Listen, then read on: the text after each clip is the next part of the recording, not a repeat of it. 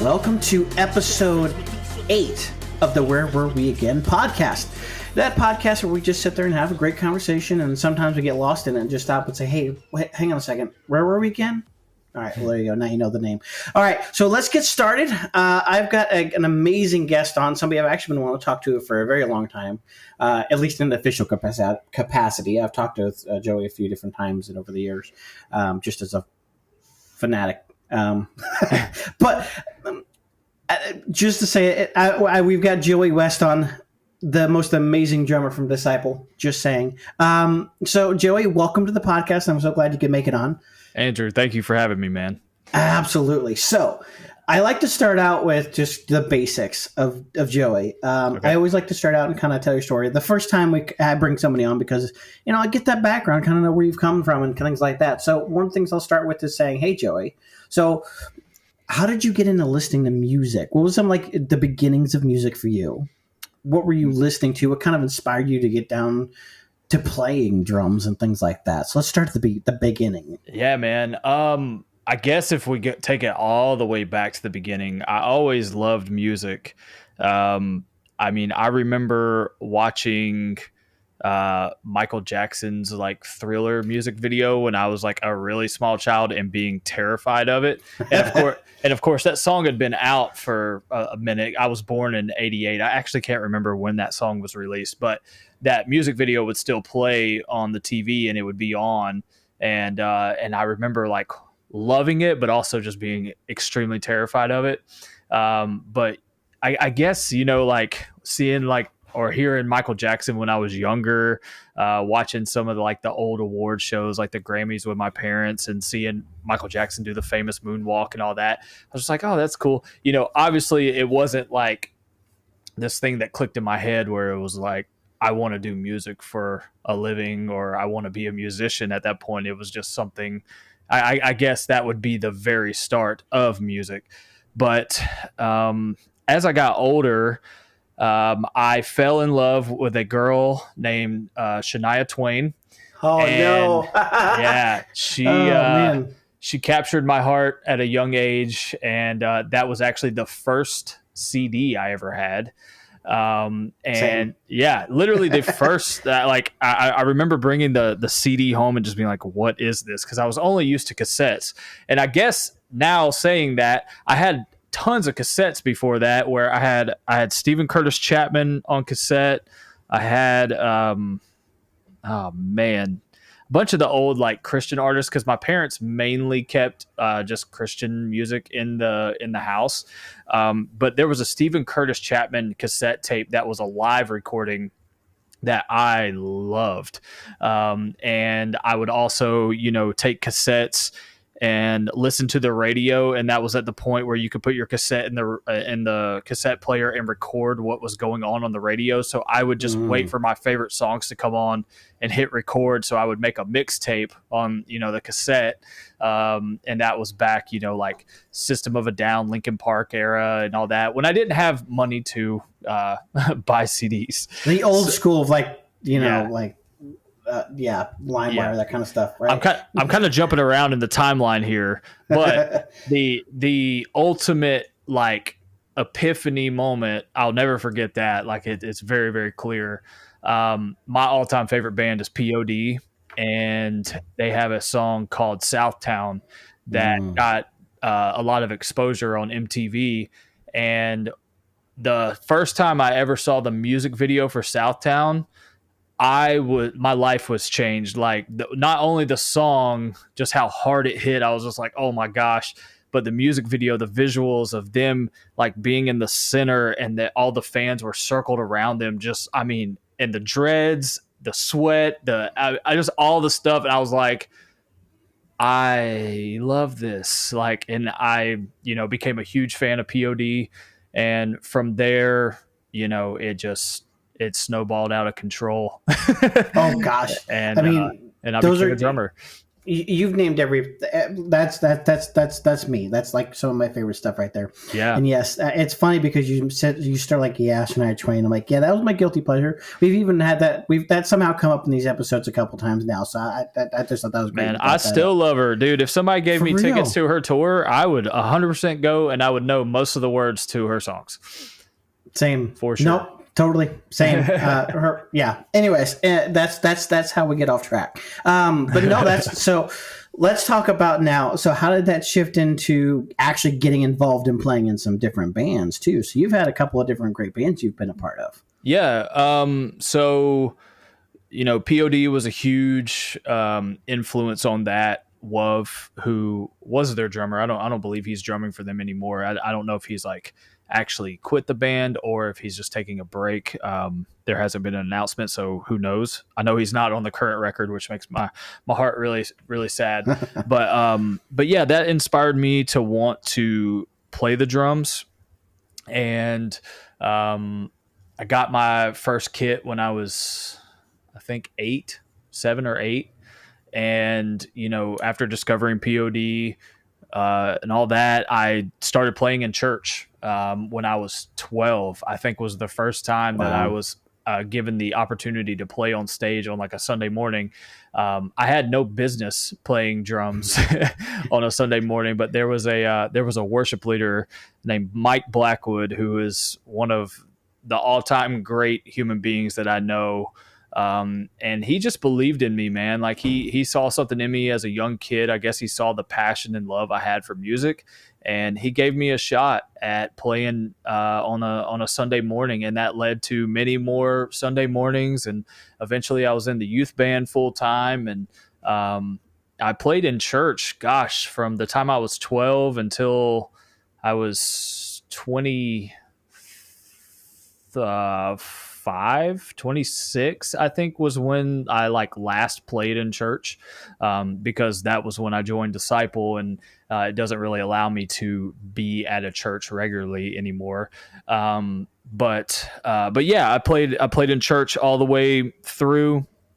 And in 2011, had some weird stuff go down at a church, and it was very, very painful. But at the same time, that painful process, that thing that I thought that was going to destroy me, actually pushed me out of my comfort zone and led me to my first touring job with a band called After Edmund out of Atlanta, Georgia, who was around in the Christian rock and pop scene for a while.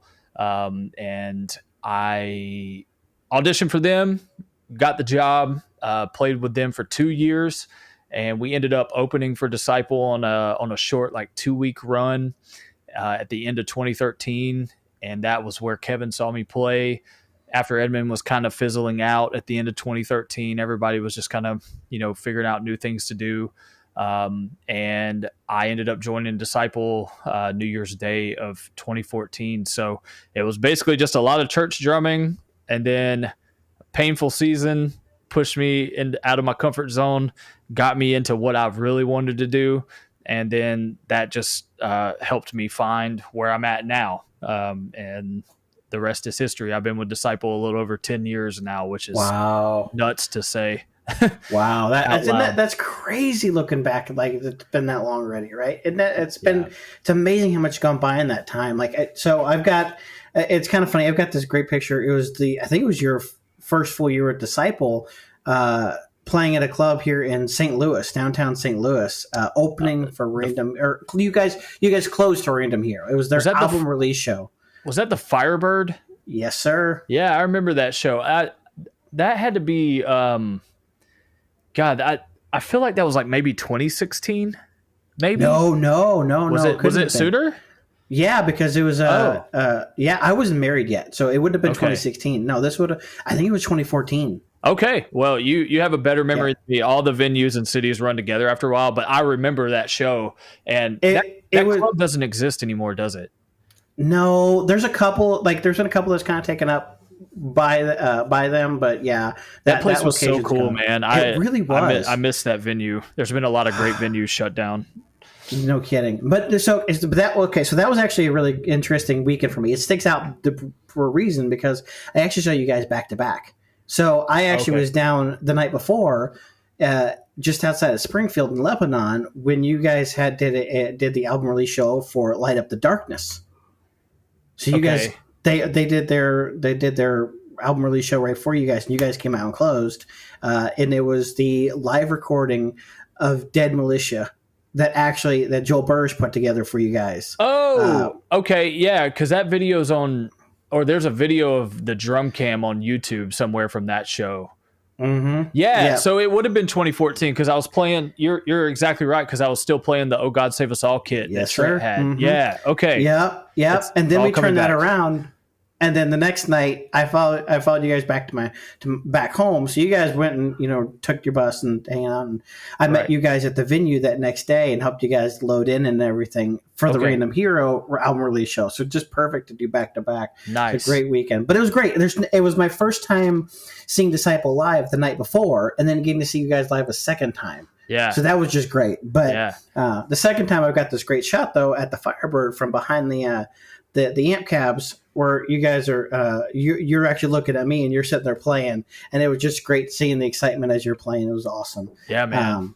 But no, that was great. I mean, it's been such a great experience to see, because my first experience with Disciple, when I first started listening to Disciple, was Southern Hospitality. Right? Okay. Yeah. So I was kind of, I was tuning in, like, I would say towards the end of 2.0, and then I really got to dig into Disciple of 3.0, which is fantastic. So I've been able to kind of follow you guys throughout that whole period. That's cool, So man. that's been a lot of fun. But now, okay, so if you guys don't know much about Disciple, we call Disciple by the different eras of Disciple. Yeah. So with the current lineup of Disciples 3.0, but I said this on the last episode I recorded, but I would almost say you guys are Disciple 3.1. The only reason I say that is because Jason's no longer with you guys. Yeah. So Yeah. I say it's 3.1. Jason was missed. He was fantastic. But I love the lineup nonetheless. But I think, well, maybe it's 3.1, but... Yeah, we've been through like a few little, like during the 3.0 era, yeah, Jason was with us. And then, Andrew took about a 2-year hiatus. Obviously COVID kind of extended that for him, but he took a little bit of a break from the road, and we were having some guys fill in and all that. So we've been to like 3.3 quarters and back, and right, whatever.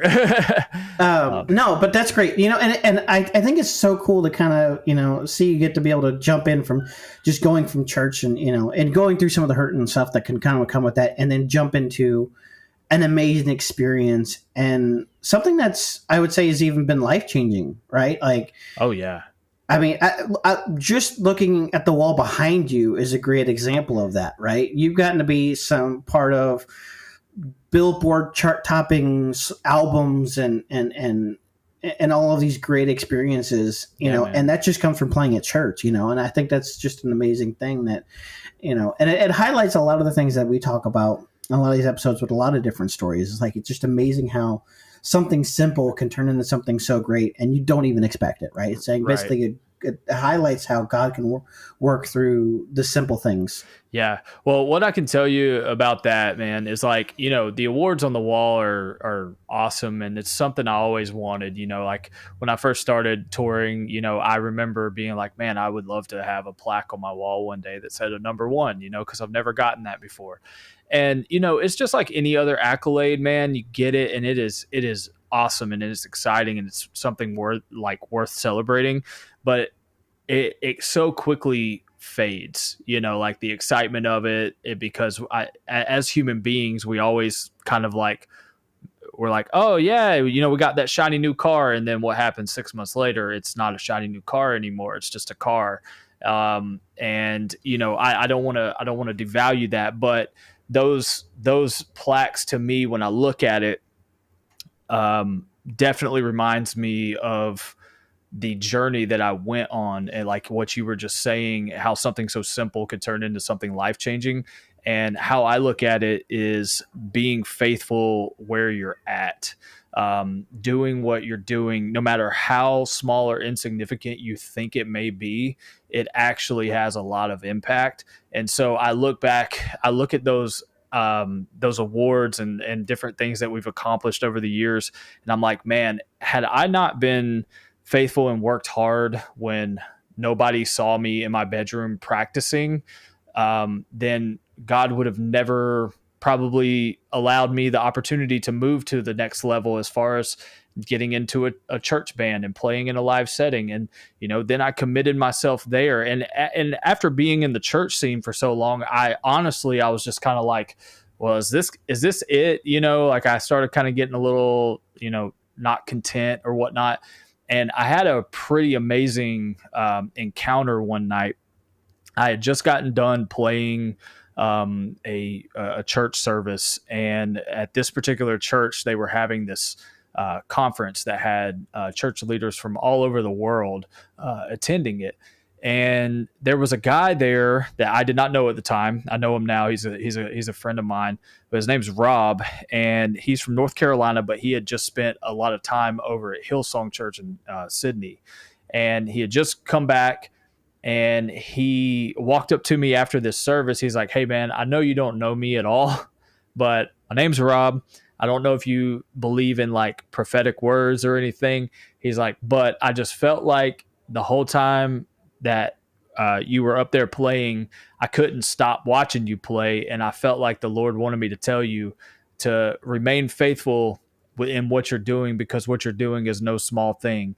And even if you think that there's something bigger out there for you, like remain faithful where you're at, because what you're doing is highly significant." And then he goes, "And man, I don't know what you want to do with this." He's like, "But I see you playing with all these different bands. You're gonna make so many albums." He's like, "I don't know how many or whatnot." He's like, "But that's in the future for you." And I took Rob's words very seriously that night, because normally I'm not like super overly spiritual stuff, and I'm a little wary of it. But like that night, I was like, you know what? Like I feel good about what he just said to me. And so that's what I did. I just put my nose down and I started working hard and was very faithful in where I was. And then all of a sudden the opportunities like started opening up, and then it was just like a next level. And it gave me the opportunity to learn how to tour, live in a van, work hard, live the really rough tour life. And then, it helped me take another step up to disciple. And, tour life is still rough sometimes. It's not glamorous like everybody thinks it is, but we have a bus, and I'm able to actually get a good night's sleep at most nights. Depends on where we're at in the country, but yeah. So I hope all that made sense. No, it makes perfect sense. No, I mean, and you hit the nail right on the head for me, because part of what I look at, because when I see those, I think, oh, those are cool, but I don't look at that as like, it's cool to see, oh yeah, it was number one or this, that. I don't see that for me, but that's part of, because one, I'm a huge fan of Disciple, but two, because of what I do on this podcast, I'm looking at that through a different lens. I see all of those different things on that wall back there, and I see life change. Those are representing life change to me, not necessarily just your life change. Yeah. But the life changed by those albums. That's very true. And that's very true. My gosh, there's been so many amazing stories that have come out of all of those, and it's just so great to be able to look at that and say, not because of something that maybe you did, but something you got to be a part of. Yeah, man. Has changed lives, and oh my gosh, that's got to be such an amazing feeling for you. Like, what is something? When did that really hit for you? Right, like when you're being out with Disciple, like, hey, what I'm doing is actually impacting somebody. Yeah, I always had an idea, and I always knew that was what the music was doing, because I was a fan of Disciple before I ever joined them. I got my first Disciple CD when I was in middle school. And so I grew up a fan. I worked in a Christian bookstore, sold their CDs, and all that. So I knew what Disciple was about. But I think when it became real to me, I'll share another quick story. Please. We have fans pass us letters a good bit at shows, and people will just want to tell us their story and say thank you. And some nights we get a lot of letters. There's sometimes we'll go a while we don't see a letter. But there was a particular night. I think we had gotten a few letters, and our tour manager stacked them on the kitchen table for us to check out after the show. So come up after the show, eating some food, and I'm like, oh, a stack of letters. And so I just started like thumbing through them and like reading them. And the last one I got to, this guy had written a letter telling us his life story. And I'm sitting here reading this thing, and this guy's just been through a lot of hard, terrible things, like things that no human being should ever have to go through. Like when you're reading it, your heart just kind of sinks. You're just like, wow, I'm very thankful that I've never had to know a life this difficult. And it's also just like really, it's sobering. It's very humbling. And I'm reading this letter, and it gets to the end, and I'd felt that the envelope was a little bit heavy, but I hadn't looked in there to see what it was. And at the end of the letter, it says, here's the bullet I've been carrying around in my pocket for the past year, and I don't need it anymore. And basically what the end of the letter told us was that he had decided to take his own life. He was sitting on his bed with his gun loaded, pistol in his mouth, and his phone rings with a text message. And it was a friend who had texted him a link to our song Invisible on YouTube and said, hey man, I just heard this song, and I know you've been going through a rough time, and I thought you could use this. So he takes the gun out of his mouth, clicks the link, and he said that was the first time that he had actually felt seen and loved. And that was the moment that he had decided to live. And so he carried that bullet that was in that chamber for the next year, and he gave it to us. And now I have that bullet sitting on my nightstand next to my bed. And that's the thing that I look at before I leave for tour, when I'm feeling tired, when I'm feeling broken down, when I'm feeling, just kind of the weight of the world on my shoulders. It's like, this is why I'm going. This is why I'm doing it. And so when I read that letter and got that bullet, that was the point where I was like, this is far bigger than me. This is far bigger than any achievement that we could get, far bigger than any award or pat on the back or people thinking that I'm a good drummer. Who cares about all that junk, dude? Like, our music is actually keeping people from like committing suicide and our music is helping people to see Jesus and feel the love of God. This is a whole lot bigger than me being like, well, this award over here is going to make me feel satisfied to where I can, sleep good tonight. So like the awards, the compliments, it's all great.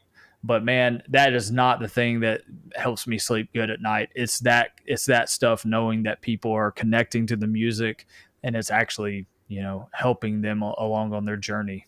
So yeah, no, wow. I mean, that's an amazing. That's amazing, right? Because those are the kind of stories that just puts it all in perspective of why you do what you do. This is why we do what we do, is to highlight these stories, right? That's for sure. Oh gosh! And believe it or not, I ran into that guy. I've told this story on many different podcasts and interviews, just because it's such a big thing, and I love the fact that I still have that bullet that I can look at. But I ran into him at a show. I want to say it was in Ohio a couple of years ago, and he walked up to me and he goes, "Hey man, I know you don't know who I am, but I'm the guy who wrote you that letter and gave you that bullet." And he's like, I've heard you like tell the story and everything. And he's like, I just want to let you know, like, life is really good. I'm married now. And like, I mean, just seeing this guy who was at such a broken state, like, look so good and so happy. I'm just like, this is incredible. And I'm so glad I got to be like just a little small part of it. And yeah. So. No, that's amazing. But and honestly, the last few episodes have been kind of telling these stories, and it's been amazing, right? Mary Nickel, we had on the last episode, was, her life was these stories, right? And now she's helping push out great music like yours to create more stories like that. There's a couple episodes coming up that are going to have stories like that too. That are it's just amazing to hear. Yeah. But it's I'm glad you kind of brought that up, because I want to kind of talk about that. This month you guys released a music video for a brand new song that came out on your last album called Promise to Live. Yeah. And that really is about these stories, about these situations, and there's life. Mm-hmm. There's something worth living for. What is that promise to live? How did that come together for you? So what does that mean to you? Let me get to that. Well, I mean, for me personally, I have dealt with depression and anxiety since about the 10th grade. And it's come in waves. It's hit me hard in some years. I would say probably back in 2017, I probably had hit like the lowest point mentally I've ever been in. Just a lot of like unresolved bitterness, anger, some trauma, some abuse that I went through. And also just, I had everything that I ever wanted in life at that point, but I was the most miserable. And, I have been through those dark thoughts, those thoughts of being like, yeah, I'm probably better off like not being around. It'll, I won't be annoying to people anymore. I won't be a burden. I won't be an embarrassment. And I've dealt with those feelings my whole life because I've been through several different things, some medical things that I couldn't control when I was younger that made me feel embarrassed and very, closed off. So I've dealt with the dark thoughts of not wanting to be around anymore. And as I've gotten older, I've realized just how good life is despite the challenges and despite the pain that comes along with it. And yeah, I've just learned that, even the painful seasons, even the dark seasons, even the times where we feel like, the world is ending, those things are somehow growing us and pushing us to something else. And that brighter days are ahead. And sometimes it happens in a week, and sometimes it happens a year. Sometimes it takes 5 years. It doesn't always happen on our timeline, which, kind of sucks. But I've just learned that any painful season or any just like darkness that I've gone through, it's always like started preparing me and growing me for the next step in my life and helping me step out of my comfort zone, like I referred to earlier. But yeah, I would say, that song definitely, as it developed, I was like, wow, I remember when I like decided, you know what, no matter how dark it gets, I'm sticking around. I'm sticking around to see how this thing ends because I've got something to offer to the world. I've got a talent that God gave me. I don't want to be the reason that gets cut short. And also beyond drumming, I want to see what God uses me for beyond music because, I'm not going to be able to swing sticks like I do when I'm 50. And, when I'm 50, I would like to think I'm still playing music on the road, but I hope the music's a whole lot easier than what we're playing right now. But yeah, are you also wanting to know how the song came about? No, absolutely. So I definitely, I wanted to hear about how it, how your personal story kind of tied together with that. But yeah, well, I want to talk about that song too and how that came together. But that's exactly what we're looking for is, just that, right? And I'll detour for a second too, because I think it's important to stop and just recognize that, right? Mm-hmm. I think what you said was so important. I don't want anybody to miss that. It's no matter what you feel like, no matter where you are in life, what you do matters. Who you are matters, whether you realize it or not. It may not seem like it now, but it will. And it doesn't matter if you're in a position where you're an important person at your job or whatever. There's no point of being embarrassed. Reach out for help. There's no point in your life where you can't ask for help. Yep. Whether you realize it or not, there is somebody around you that cares. Yep.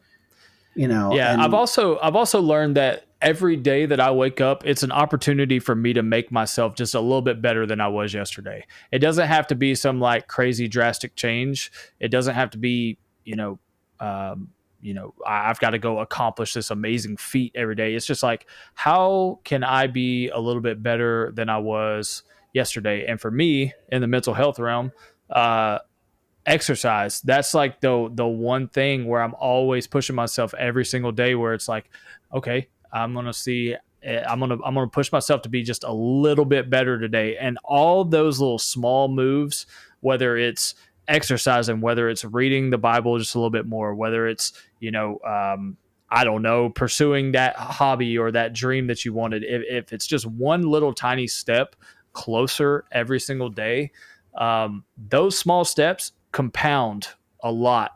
We got 365 days in a year, and all those little moves, they're compounding into confidence, self-esteem, strength, wisdom, all that stuff is compounding into you becoming the best version of yourself. And it's a marathon. It's not a sprint, as most people say in different things. It takes time.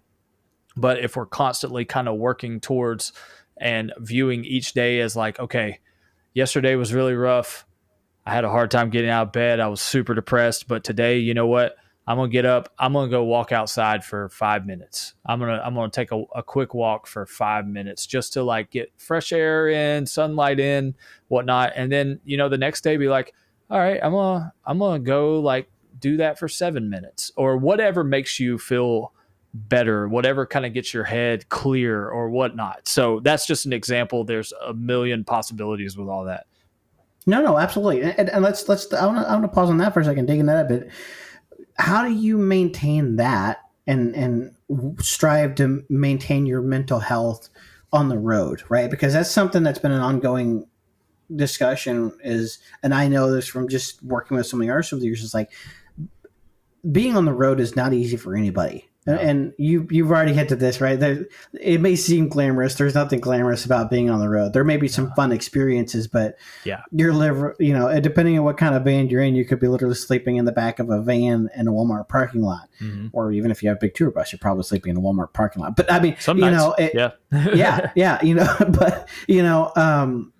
how do you maintain that mental health or attempt to, while trying to survive on the road? Yeah, well, I will say, the road can be hard, because one, it just wears you out. And I'm starting to realize, like, I'm not saying that 35 is old, but I can't do at 35 what I did at 25, so like I get worn out a little bit easier on the road. I get tired easier. It's becoming more of a strain on my body as my body grows older and, struggles to keep up or whatnot. And so I will say, like, despite all that, it's a little bit easier to manage mental health on the road because I'm surrounded by my friends who I can talk openly to and get help for, or get help from. So I would say, like, I struggle a little bit more when I'm home, and I'm off, even though it's a very restful time and it's very much needed. It's like I'm not around my dudes all the time.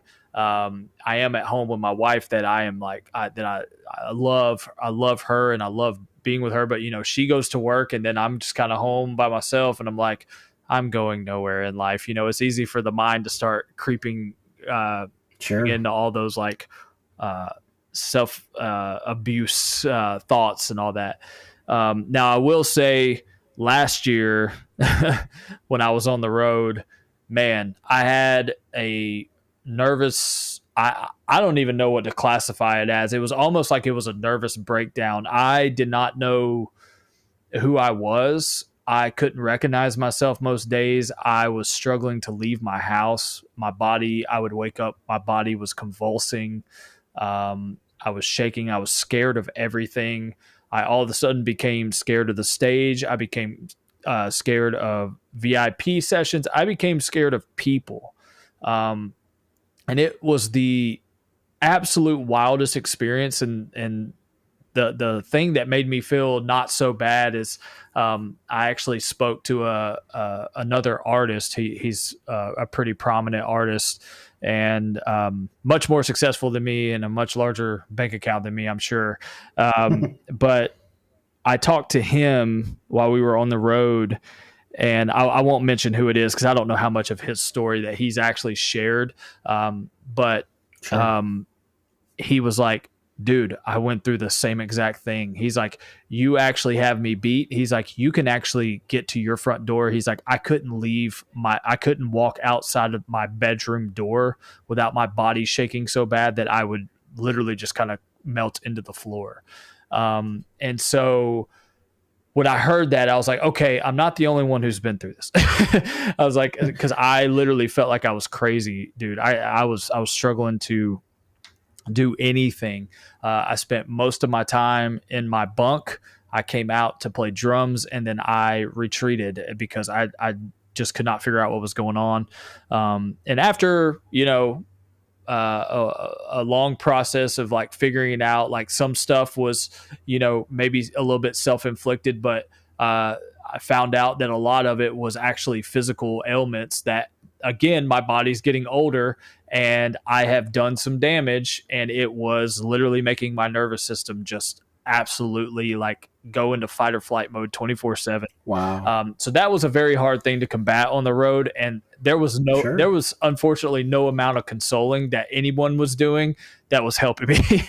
So that, not in the physical. Yeah. No kidding. That was a little bit of a beast, but man, I will say, as hard as that was, because it was very difficult. That's the most difficult thing I've ever been through. As hard as that was, the guys in the band and my sound guy, our crew guys, they never ever left my side. My wife, she never left my side, even in those moments where I could not walk on my own. Some days, like my wife was having to help me walk around our house because I couldn't walk. My nervous system was just literally in shambles. But that was the moment where I was like, no matter what I go through, no matter how much hell rains down on me, these are my people that has my back no matter what. And, through all that, as much chaos as there was and all the things that I learned, that was one of the most valuable things I found was like, dude, these people legit love me and they legit have my back no matter what. And so, yeah, when you go through the hard times, you learn who the real ones are. No kidding, man. That's incredible. And I encourage anyone going through a hard time out there, find people that love you and find people that you trust with your story and what you're going through, and get the community around you, because community is huge. So. Man, without even prompting, no, I'm serious. Like that's something that we brought up in this last several episodes again, because I don't think people realize just how important that is. Yeah, it's because in the darkest times, you now have somebody to lean on. Mm-hmm. And they're there. Yeah. And they're there to help you and help you get through those times. Yep. Man, that's fantastic. That being said, now I want to diverge a little bit further, because I want to highlight something I think has been really kind of cool, and it's been a shift in the industry, at least from my point of view, for the last several years, and especially during the pandemic. Mm. This was kind of I feel like it was kind of a big trigger, whether it was intentional or not. Maybe you're not touring, and well, how do you continue to make that money to survive, to live? And Patreon has been kind of an open door to start opening that up to allow you guys to continue to be able to live when you're not on the road. Yeah. And so it's been something I think your community, the Disciple Patreon community, the Rebel Society, for for those that don't know. You should know, but if you don't, now you do. But it's been one of the best Patreon communities I've seen, because it really did become a community, right? Like, it's been so cool to go and watch just some of the fans come out there and connect with each other and become their own family. And then I've seen it. I've seen people come up and say, "Hey, I've got this thing and the other thing," or "I'm really struggling to live right now." Yeah. And just the wave of just saying, no, call me. I'm here. You're not leaving us. You're staying with us. And I've seen that many times, you know, and I think that's been such an amazing thing, but it's amazing because it was something that you guys started to kind of, you know, just help pay the bills, but also get to connect with us fans a little bit closer.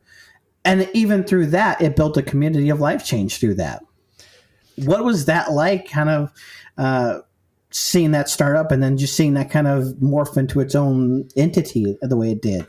Yeah, I think whenever we had the idea, like me and Josiah were really kind of the ones that came together and was like, we should do this, you know? Like, we don't want to just ask people for, hey, give us money and give them nothing in return. You know, it's like we could actually make some like pretty cool stuff with our knowledge of, you know, just simply recording stuff. You know, it's not like our video stuff is high budget. None of us are cinematographers or anything. So you're not going to see like some of these people on YouTube. Like I watch YouTube channels and I'm like, how do they make their videos look so good? I want to do that, but I don't know. I'm just not knowledgeable in that. But yeah, me and Joe, when we were kind of developing the idea, we were telling Kev like, hey man, we should really do this. Like this could really help us like when we're off. And I think in our minds, we were like, if we had 50 people sign up, you know, this would be great. It would just be something a little bit extra to like take the edge off, or like help with a couple extra bills every month.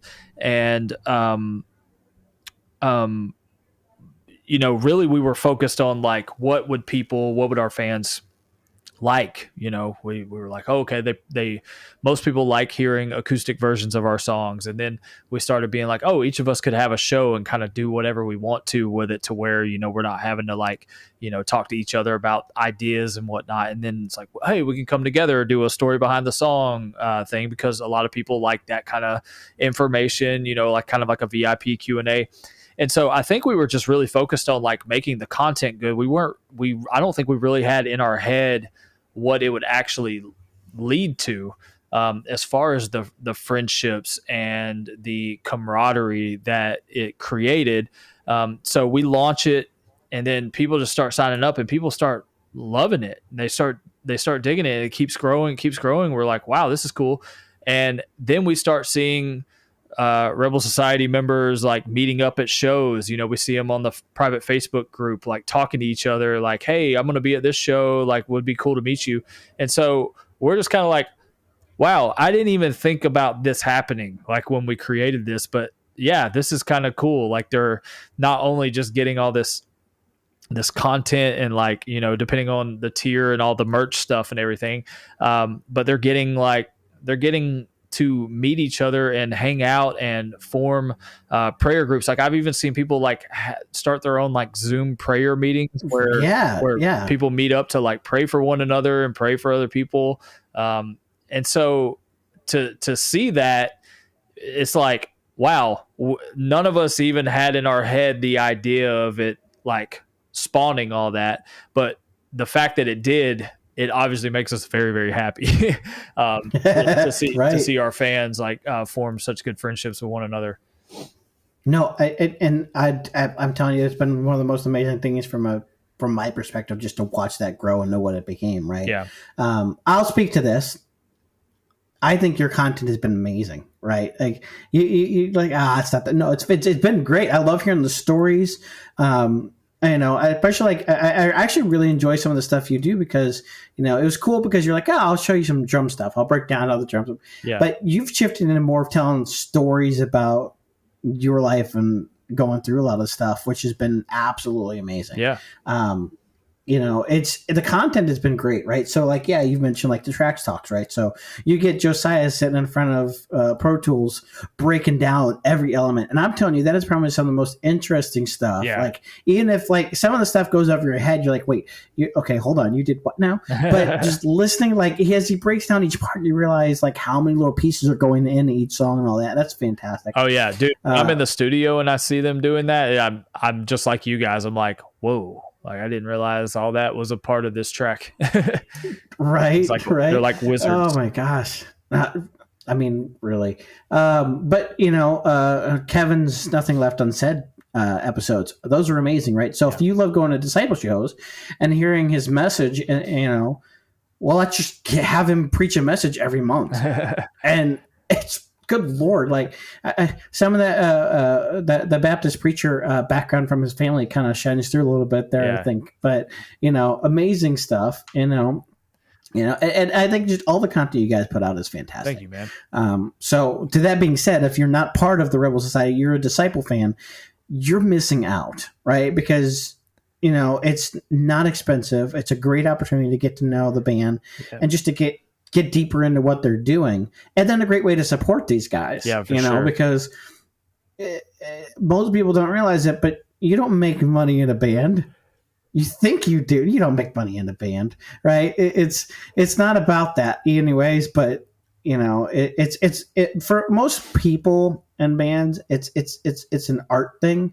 Or even a ministry thing, but it's not about making money. You could try to think that, but that's and if you're on the fence about the Patreon or Rebel Society or whatnot, we now have the ability to offer people 7-day free trials. So you can take it for a free spin for 7 days, see if you like it, and if you like it past 7 days, stick around and be a part of the community. So you can go check it out. Yeah, I gave that a try once. The first week it launched, and I'm still there. So I'm pretty sure if you're listening, you're going to love it too. But so no, I mean, and I'll talk about that a little bit. I want to you guys are not the only one that have kind of gone to the Patreon market. I think you were one of the first recognizable ones for me that are like, okay, yeah, I'll try that out. And it was about that same time I saw a few others starting to kind of jump in that boat, but that's really accelerated lately. That seems like it's been kind of a game changer in the industry.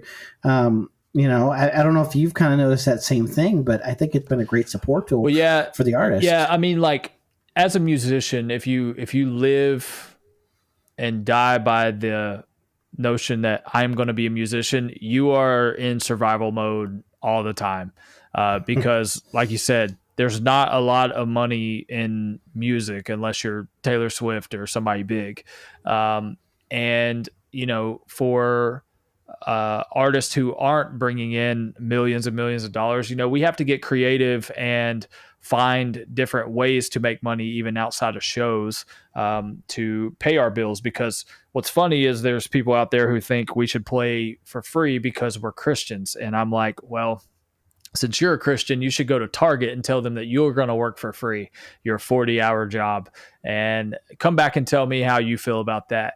So people don't realize that we have house payments, we have electric bills, water bills, we got to put food on the table for our families, we got to provide and all that. So as a musician, normally you find about 3 or 4 different income streams.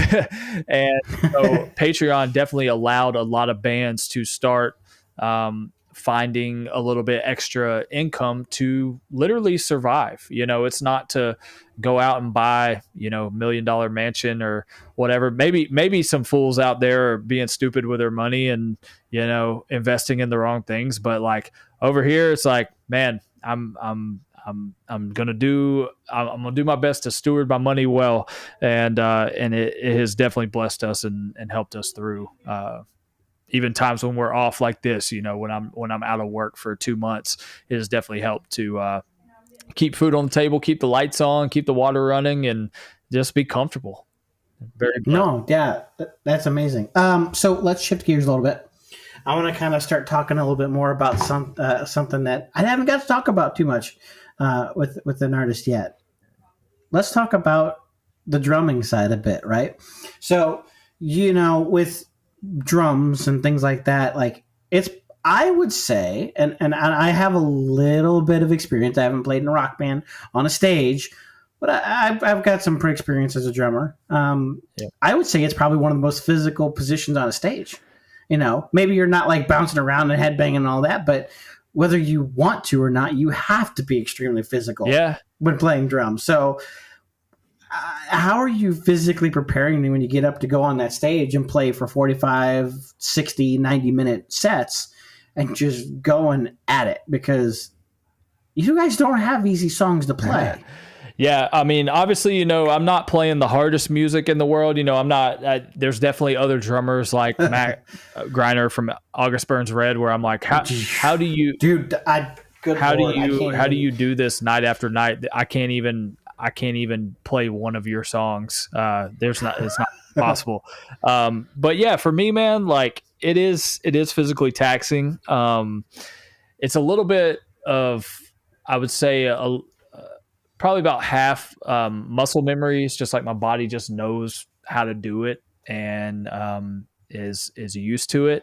But also in the times that we're off, I have to stay up on, lifting weights and doing cardio. Like I've got an exercise bike in there where I'll get in there for 30 minutes and do like the high intensity interval training to just get my heart rate up and bring it back down, get my heart rate up, bring it back down, sweat really good.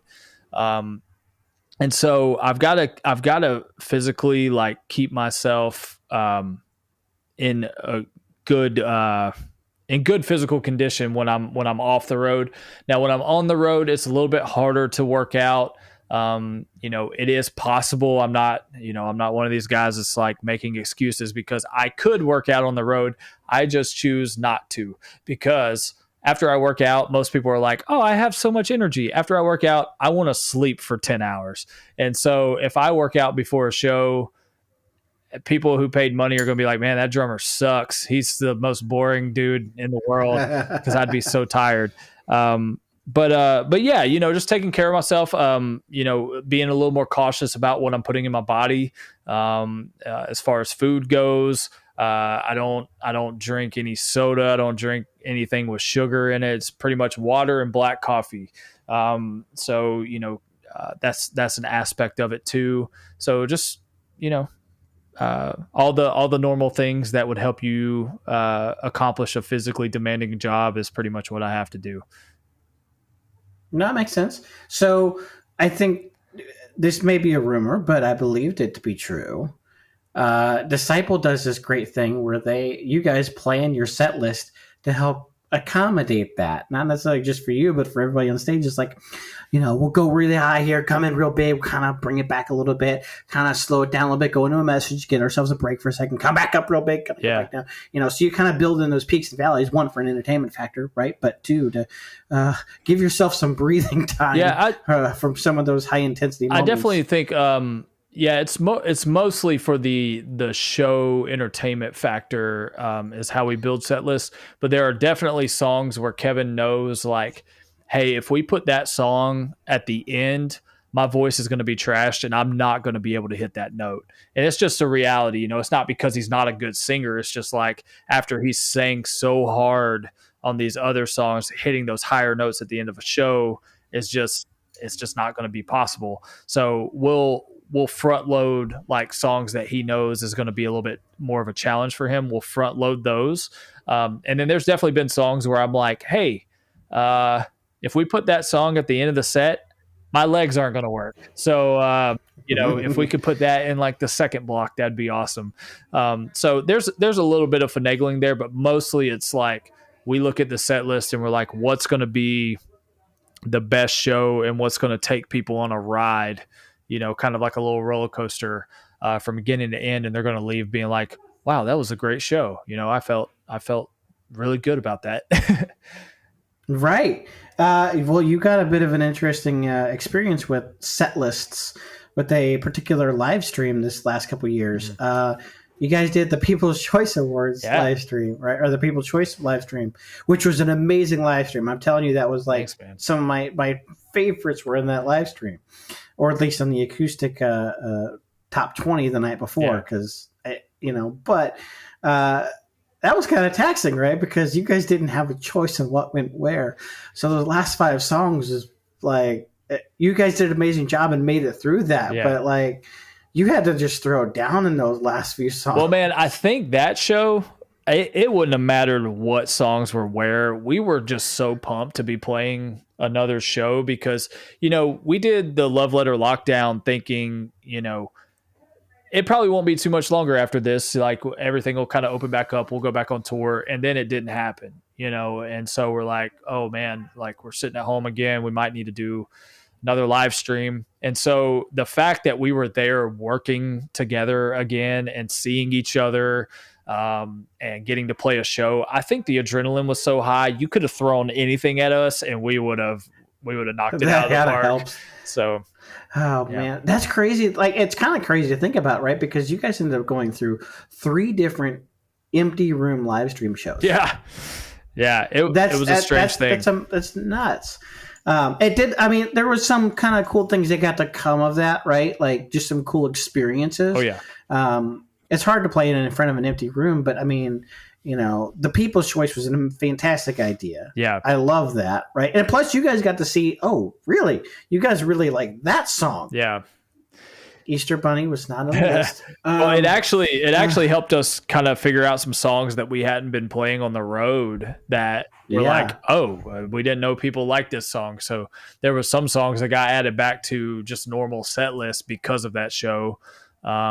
And I can't even remember which ones they are, but 3, 2, 1, I think was a big one. Yeah, and there was I want to say By God was one of them because we brought that back for a little bit, and definitely started being like, man, we should definitely throw a few more of the old school songs in there because at pretty much every show. It's very few and far between that we don't run into any old school fans, but you can always like tell the old school fans when we like launch into one of those songs. You can see them. I can see them. The big smiles and them jumping up and down like they're just so stoked for those old songs. And even though, you know, like I wasn't around for that era, I had nothing to do with writing those songs. Josiah and Andrew didn't either. It's like we love playing the old stuff, like because I grew up, you know, listening to the older stuff. So I'm a like when I play those, I go back into fan mode, Joey, where I'm in my bedroom trying to figure out how to play these songs. And so now I'm on stage with that band playing those songs, and it's just it's a cool experience for sure. So I love playing the old stuff. No, that was such a cool thing to see, right? Seeing like some of those old songs come back, but I love the fact that you guys get to enjoy that, you know, for sure. Not a lot of bands get that luxury, right? Especially as members change stuff. You know, sometimes you get that with some bands where like, I don't want to play that. I had nothing to do with that. Yeah, that's definitely not us, man. We are very much like, we very much honor the legacy that is Disciple, and, you know, Brad, Noah, and Tim, and even Joey, you know, they had a lot to do with Disciple being what it was and setting up the future. And then obviously Disciple 2.0, they contributed a lot. You know, they wrote freaking Horseshoes and Hand Grenades album, you know, which is one of the best albums Disciple ever released. So it's awesome to just kind of honor the legacy and the members that came before us that are the reason that we have a job now. So. And the fact that Kevin's still doing it, man. Like that's for real. That dude, my gosh, that's awesome. That dude can run circles around me. So like anytime I'm tired, I'm like, okay, I better not complain too much because Kevin is literally like doing so much more than me. Like having to jump around. He's speaking every night. He's singing and he's a machine, dude. Oh, for real. I mean, it's amazing to watch. But yeah, for real, he just goes. Yeah. But I joke about it, but it's like, at least you guys aren't Van Halen. You know, it's not like, oh, we're not playing the Sammy Hagar years. Good Lord. No, I mean, but, you know, no, it's great. I love that. I love the fact that, you know, you guys are just like totally like in love with the old stuff too. It's just awesome. Yeah, man. But I want to talk more about new stuff now. You like, for me, I feel like you've just taken it up a notch and really done some really amazing, like experimental type things on, like, especially this new album, Skeleton's Homes. Like, just listening to some of those grooves you've kind of put together were just nuts. Like, I don't even understand like what you're doing in half that, and so it just blows my mind. Like, how did you like? Did you have any inspiration for coming up with some of that stuff? Like, was there something you were listening to that you're like, ooh, well, I've got some. Like, do you have any spots that come to mind, like specific? I mean, just for me, like, just like an overall vibe for the whole thing, because like the whole thing for me is so great. Like, there was a tonal shift on the album that was different. It's still fantastic and heavy, but it's just different. I love that. Well, it's convenient that we were just talking about Old School Disciple, because that's kind of how the album came to be. Was I was listening to some of the Old School Disciple stuff on the bus. Like, Kevin would pull up some old like deep cut songs, and I'm like, dude, like that sounds awesome. I was like, we should do some more stuff where you're kind of in that rap rock thing.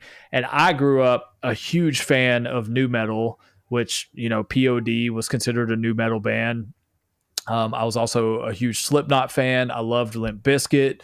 And so I started, I told Kev, I was like, man, what if we like, you know, I don't want us to like just make a copy of By God or Back Again. I was like, but what if we like brought a lot of those elements into the modern era? And so I got him thinking, you know, he loves Papa Roach, which kind of has that rap rock vibe. And so he was listening to a lot of Papa Roach. I was listening to a lot of like Limp Bizkit, POD and all that. And so as those songs kind of developed, I told Kev, I was like, man, I really want to try to step it up in the drum department on this album. You know, I know I'm not like the greatest drummer alive or anything, but I feel like I can bring some more to the table and some creative stuff. And so as we started writing some of those old school nu metal groove filling stuff, which is my bag, that's where I really came alive, and like my brain just started getting really creative. And so, take for instance the song Scapegoat, has a lot of tempo changes in it, which is kind of a nod to Big Bad Wolf, where, you know, the verses are a different tempo than the chorus. And then when it got to the bridge, so behind me, is this podcast video or just audio?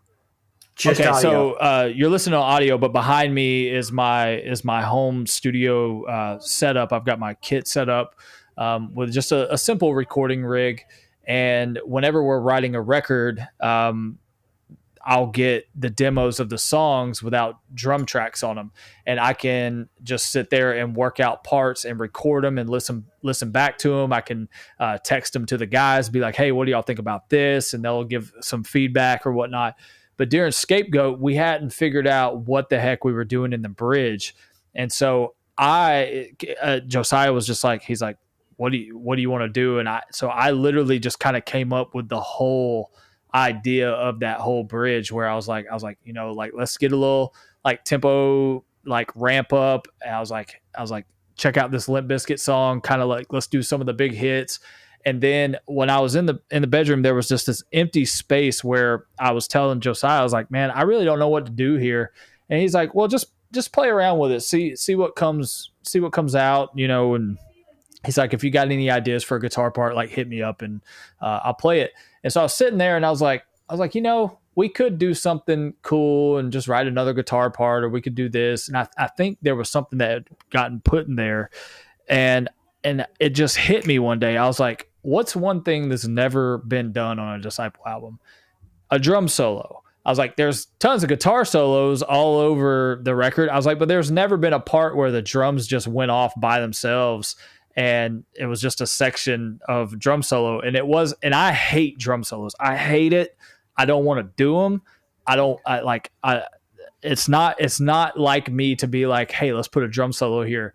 But I just started writing one in my bedroom, and I was like, I think this kind of works. I think this fits in the song, and it'll be like a surprise to people. It's something that we haven't done, and if there's any song to experiment on, it's this one.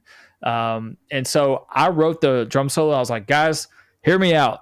I was like, if y'all hate it, tell me. And I said it, and they were all like, dude, that's it. Like, we're doing it. And so that's how the drum solo section even made it on there. So yeah, man, Oh, that's it was fantastic. just, just sitting in my room, just trying to feel inspired and just trying to push my own limits of stuff that, I'm uncomfortable with. And yeah, it forced me into, like, I guess what I would consider maybe a little bit of a new level of drumming for me. And that's how I've wanted every single record to be when I record with Disciple. It's like, how can I, goes back to that, how can I make myself a little bit better every single day? It's like, how can I make myself a little bit better on this album than I was on the last? I think it really shined through on this record for sure. Oh my gosh, yes. I mean, that's one of the first things that I was just like, oh wow. That definitely the intricacies of all your drum parts throughout the whole album just stood out to me. Thanks, like, man. that's on a whole lot. So yes, you're definitely, if it helps, like, you're definitely, like, I could just see it each album, like, it just and the reason a lot of those intricacies stuck out too is the guy that we had mix our record. He likes to mix, drums a little bit heavier, like a little more forward in the mix. So it's a very heavy drum mix, which I'm a huge fan of. It's not a self-righteous thing. It's just like when I listen to Nickelback records, the drums are in your face and it's just like, yes, but when I listen to a record and the drums are just kind of like in the background, I'm like, oh, this doesn't feel as powerful or whatnot. And so the way Nick mixed it, it was just like, wow, this is awesome. And everybody was digging it. It was just a perfect balance of everything. Oh my gosh, yeah. Like you say, like when you say, like, oh yeah, the drums are just like right out front. You know what the first thing that comes to my mind when you say that? Set It Off from POD. Oh yeah, dude. Because that's the first POD I listened to, is that album, Satellite. Yeah. And you put on that first track and you're just, I'm like, whoa. Yeah, man. Just like big, heavy, reverby, just like big. And it was awesome, right? So, and I think that's something I think I really love about Skeleton Psalms is, like, that new metal kind of stands out a bit. Yeah. Like, you get that new metal feeling off it, which is awesome. It was very much intentional. It was a large part me just kind of putting the bug in Kevin's ear, like, because Andrew is like, he liked all that stuff, but he's more influenced by a lot of, like, the prog rock, and Van Halen was his favorite band, or still is, and like the way he writes stuff is a little more like, I don't even know how to classify it. It's amazing, whatever it is. It's Andrew, actually, because like the way he plays is just him. It's his signature, and Josiah didn't really grow up listening to any of, like, the POD or Limp Bizkit or whatnot. He was more in the pop punk era, and his favorite band is the Beach Boys. So he's influenced by entirely different methods of music, but I was like the new metal guy, and Kevin also delved in that new metal world in the early Disciple days. So I was just like, Kevin, we've got to bring it back, man. We got to bring the new metal back. So I think we accomplished that. Every time I listen, anytime I listen to this record, even though it's not a lot, I don't really listen to our music ever. But when I do, I'm like, wow, I'm really proud of this thing, man. I'm really proud of how it turned out. Oh, yeah, from top to bottom. It's a good record. So very proud of it. No, absolutely it is. No, please be. That's great stuff, man. I absolutely just love it. But no, I love that. You named a bunch of different artists, so I'm going to start calling. Now you got my brain thinking, like, what if you just, without thinking, named your favorite band, just without even thinking about it? What's the first thing that comes to your head, right? Just POD. This band. Oh, there you go. See that's easy, right? Small town favorite band. So I would guess the fundamental elements of Southtown would be a top choice. Oh yeah, for their album. Yeah, I mean, Satellite was obviously a much bigger record for them. And it's a great record. Don't get me wrong. It's one of my favorites, but the fundamental elements just has I think a sentimental place in my heart. And I know every single drum lick by heart. Like it, and I think I know every word of that record too, because I wore it out. So Yeah, no, I totally can agree with that. And I think it's underrated because it was some of the earlier stuff. Maybe it didn't seem as polished as some would say, like Satellite was. But you know what? I think some of the charm in earlier bands' music is the fact that it's just raw and in your face and things like that too. But that one's got there's so many great grooves. And that album got squashed too a little bit because of the imagery on the front. There was a lot of Christian bookstores that wouldn't sell it because they were not sure of what's that symbol? So that album actually had a little bit of a tough time getting in front of people's faces, but it got in front of mine, and I was very happy about it. So. No. Yeah. Okay. All right. I love it. Oh, let's play this. Okay. If you're on the tour, you're out on the road, and you guys are going through anywhere like, oh, I'm out on the West Coast, East Coast, whatever. Like you're just out somewhere that's not home. Yeah.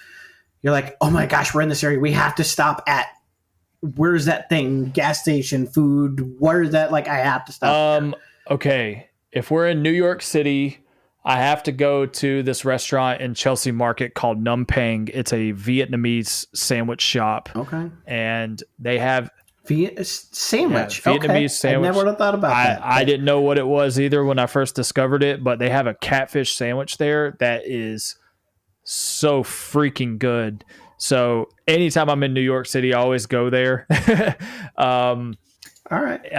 If I'm on the West Coast, pretty much any poke bowl place is good because I love seafood. I would eat seafood all 3 meals of the day if I could.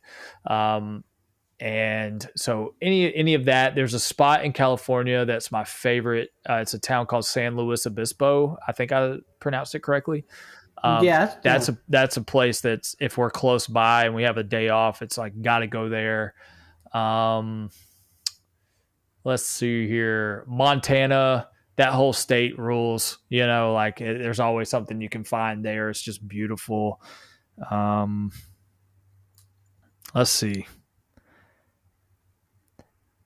I think more of it would come to me because there's sometimes like we pull up in a town and I'll see on our calendar where we're going, but I don't recognize it. And then when we get there and I get outside the bus, I'm like, oh, I remember this place. I remember this restaurant that we ate at last time, or I remember this cool thing that we went and did. Oh, there's another place. Sorry.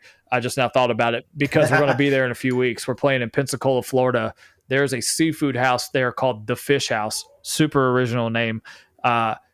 It is some of the best seafood on the planet. And so when we play Pensacola, I always get a runner to take me down to the Fish House to pick up some to-go food.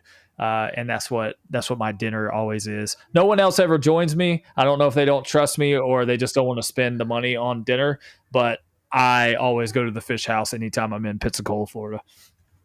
All right. So that's something interesting to think about because I know a lot of Disciple fans love to bring you guys stuff at shows and things. They bring us a lot. They bring us a lot of cookies, and I'm gonna need y'all to start bringing us some like actual food, like And that's where I was kind of headed. I'm like, maybe don't bring Joey a set of crab legs. Oh. But maybe how about a gift card to crab whatever, legs? Dude. If you guys are in Florida, get him some fish. Shoot, if you bring me crab legs, I'm eating that junk. That's real food right there. That's protein. I will say I do enjoy the chocolate chip cookies. I don't mind it, but when we have 40,000 chocolate chip cookies and no substance in actual food, it's not great, So hey, any kind of like grapes, fruit, all that stuff, man. Like I like that stuff.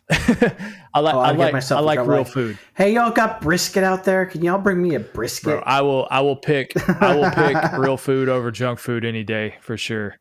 I'm kind of in that same boat. I love me some good. Anyways, I'm getting hungry. No, but it's kind of fun because I always get so many different answers to that question. It's like I don't think I've actually had a consistent answer to that question. I think that's what makes it so fun because it's like it makes me want to note down like, okay, if I'm in this area, I need to go here. Part of it is I actually have made an effort to stop at Sheets now anytime up, but kind of in that Northeast area because I've had that given as an answer. And before. See, like, and I'm telling you, there's a lot of band people that love Sheets. I just had it so much when I was when I was like young and touring, that it's like Taco Bell. I don't ever want to eat it again. It's not good to me anymore. Right. No, I get that. I get that. I'm actually looking on my I'm looking on my Google Maps because I save places. I forgot about this. Ooh, that's a good idea. To like remember. Well, while you're looking that up, I'll tell you mine too. Taco John's is one of my stop throughs. Like, I have to go to a Taco John's if I get a chance to route through. I think our sound guy Josh likes Taco John's. I'm pretty positive. Oh gosh, the potato Lay's like, it's amazing. Anyways, no, just all right, Joey. We talked about this. I want to try it out. It's been fun, so I want to try this out and see what you kind of come up with. Ask me a question. No limits. Throw something at me. See what we got. Let's see what happens here. All right.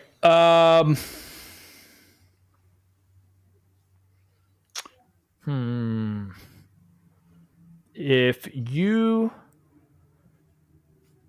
you could, let me see how I can phrase this.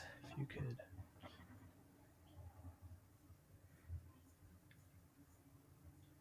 If you could achieve anything and fear was not an object or a factor of the equation, what would it be? Or what would you do or accomplish or set out to do if fear was not involved in the equation? Or failure, I guess. Ooh. That is a really good question. There's so much like it kind of just immediately kind of rushes through my brain. I immediately came up with a joke answer, and my brain just was like, really, I appreciate joke answers. Right. So it comes with the story. I told this on my last episode with Mary, but I ended up when I was first kind of doing these things. My first interviews out there. They're still out there if you know how to find them. Please don't. But one of my first ones, I got a call from a buddy of mine that was running a Christian internet radio station around here. And he said it was on Memorial Day weekend. And he goes, "What you doing today?" I'm like, "No, nothing." He's like, "Want to go hang out with Korn today?" And he ended up somehow getting the opportunity to go interview Brian Head Welch and Fieldy on their tour bus. And so it's like it's funny because you can go watch this video of me. Somehow they decided to sit me in between the two of them and have me interview them between them on their bus bench. So I'm looking like this and looking like this to the left and to the right. And I just look so awkward and uncomfortable because I'm like, these are a big deal. I don't know. I'm like, so my joke is just like, oh yeah, well, I want to go sit on Korn's tour bus and just be like a normal guy. No, but no, like, oh my gosh, like biggest, like maybe it'd be to like, man, I don't go play drums for Skillet for a song. There you go. No, I mean, for real, like that's something like that'd be fun to do. Like for me, like I'm like, there's no way. Yeah. I haven't even played with anybody in so long anymore. I'm like, I'm so out of practice. I want to get back into practice, but it's like that would be something to be awesome to get. There you go, man. That's awesome. All right, so let's jump off from that a little bit. So we were just talking about that, but you got to actually experience playing a song with Skillet this last year. So what was that about? What was that like? That was really cool. It was about a year in the making. So Winter Jam 2022, Skillet was headlining, and we had gone to Greenville, South Carolina. They always make a stop there to my local hometown arena. And we had a couple of friends on the tour that had gotten us passes for the night. So me and my wife went and was just hanging out and saw the Skillet crew. And they've been friends of mine for several years. And I saw John, and we were just hanging out, talking, catching up. And I was like, hey man, I don't know if y'all ever do guest drummers on Hero or not. I know Johnny, the drum tech, plays or whatnot, but if y'all ever wanted a guest drummer for Hero, let me know. And he goes, "Dude, why didn't you text me earlier today?" He's like, "We could have done that tonight." And I was like, I was more so joking. I figured you would say no. He's like, bro, if you want to play Hero, he's like, I'll kick Johnny off the kit in a minute. He's like, if you want to play. And and he's like, can't do it tonight because we would have needed to like sound check it, make sure everything was good. And I was like, totally get it, totally fine. But he told me, he's like, if we're ever back around in the area, he's like, let me know in advance. He's like, and we can make it happen. So they were doing the tour with Shine Down in Saint Asonia back in the fall of last year. And they actually had a stop in Spartanburg, South Carolina, which is where I live. And we have about a 2,500 seat auditorium down the road from my house. And I was like, holy crap, they're playing in Spartanburg. So I texted John. I was like, bro, you're literally playing like 3 miles from my house. I was like, I know we talked about me potentially playing on Hero. Would you still want me to come do that? And he was like, heck yes. And so we set it up, and the day came, bro. I normally don't deal with nerves when it comes to music or anything like that, but I was pretty nervous. My wife can attest to that.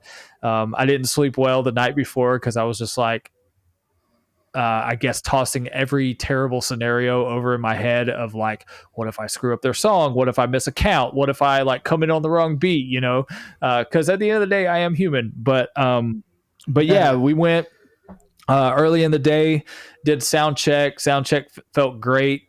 Their tour or their stage manager, production manager, Scotty Rock, who's also a good friend of mine. He took such good care of me that day, made sure my in-ears were good. And then Johnny, the drum tech, was like making sure I was comfortable behind the kit. And their whole crew is just like super solid, man. So getting to hang around all day with them was just a real treat. And getting to play with them was like, you know, high school Joey couldn't believe it, because Skillet was actually my first ever concert back when I was in, I think actually it might have been middle school, Joey. I think I was in 8th grade. They played a thing called the Apple Festival in Hendersonville, North Carolina, which is about an hour north of me. And they had Skillet, KJ52, and I can't remember the third band, but that was back in the Alien Youth era. And so I got to see, that was my first concert, and I was like, whoa, you know, and I've always been a Skillet fan. So actually getting to sit in with them and do that was pretty cool, man. It was really cool. No kidding, man. That's just, yes, that's exactly why I brought that up, because like I sit there and think like that'd be something like, oh my gosh, I can't believe I'm playing with, so that's amazing. For them to trust me with that is even more of an honor than it was actually getting to play it. Like, I'm like, I don't know what I did to deserve your friendship or this much trust, but I'm very thankful for it. So. No kidding. Good Lord. All right. So I appreciate all your time. So I want to respect that. And I want to kind of wrap things up a little bit. But something I always try to do anytime I get on anything like this is I want to take a second and just, ask you this question, because I want you to share your heart through this. But, if there was one thing that you had to get out to somebody, this is the last thing anybody's going to hear from you, what is that message you're like, you have to hear me on this? There's so many things, and sometimes I can get a little long-winded with stuff like this, but being a person that, kind of going back to our short talk about, mental health and all that, as a person who's experienced darkness, as human beings, we're all going to experience trouble in life. God promised us that pretty much, and the Bible said in this life, you will have trouble. It didn't say you might, or you probably will. It's like you will have trouble. So the thing I always tell people is you are not alone. Your problems are not individual to you. There's other people out there going through exactly what you're going through. And the biggest lie of any of that darkness and that pain is it likes to isolate you and make you feel completely alone, and that you are a problem and that you are a burden to people around you. But you are just a human being going through the human experience, and it is never a weakness. It's never frowned upon to reach out for help. And it's just always good to know that your problems are not your own. There's always someone else out there going through the same thing, and you are not isolated. You're not a burden. You're not a problem. There's nothing wrong with you. You're not damaged goods. And you are fearfully and wonderfully made, and you are loved by a God who thought that you were worth dying for. So I think, in short, that's what I would leave somebody with. I know that I could probably sit here and think of far more profound things, but that's the simple truth that comes to mind, and the simple message that I have to preach to myself pretty often. Yeah, no, absolutely. Nothing more really to add to that, because that's just everything right there. Joey, thank you for coming Andrew, on. thanks for having me, man. I really appreciate it. Absolutely. Where can we find everything Joey? Everything Joey, everything Disciple. And we didn't talk about this tonight. I'm kind of disappointed we didn't get to it, but we'll talk about this at some point. Where can we find Honor and Glory stuff too? So you can find Disciple on any social media. It's all at Disciple Rocks. You can go to disciplerocks.com. You can find our online merch store there that has all the Disciple merch. And I think the Honor and Glory merch is up there too. You can stream all of our CDs, music on Spotify, Apple Music, iTunes, all the different platforms. Honor and Glory CDs available there as well. If you want to find me personally, Instagram is Disciple Joey. And that's pretty much the only social media I use. No, I'm not getting a TikTok. I don't want a TikTok. I don't want your TikTok. Instagram is about the only thing that I use. I have Facebook, but I hardly look at that either. So that's where you can find me. You can find the band, and yeah, check out those tour dates too. DiscipleRocks.com/tour. Check out the Rebel Society. Patreon.com/Disciple Rocks. It's just Disciple Rocks all over the place. But it's beautiful. true. I mean, we rock. I'm not telling afraid you, to say it. if you haven't figured that out by now, you're not paying afraid attention. to say it. No. So yeah, please do go check all that stuff out. And while you're at it, go check out our Facebook page. Where Were We Again Media? We're on Facebook and Instagram. That's it. No website. No TikTok. It's not happening. So sorry, folks. But no, yeah, Facebook, Instagram, go check us out. Follow us there, because then you can know about episodes coming out before they come out. And check that out. Thank you again, Joey. And thank you to D Swan for providing the theme music that's coming up right now for his song Haters. And catch you on the next episode, guys. Face Medusa,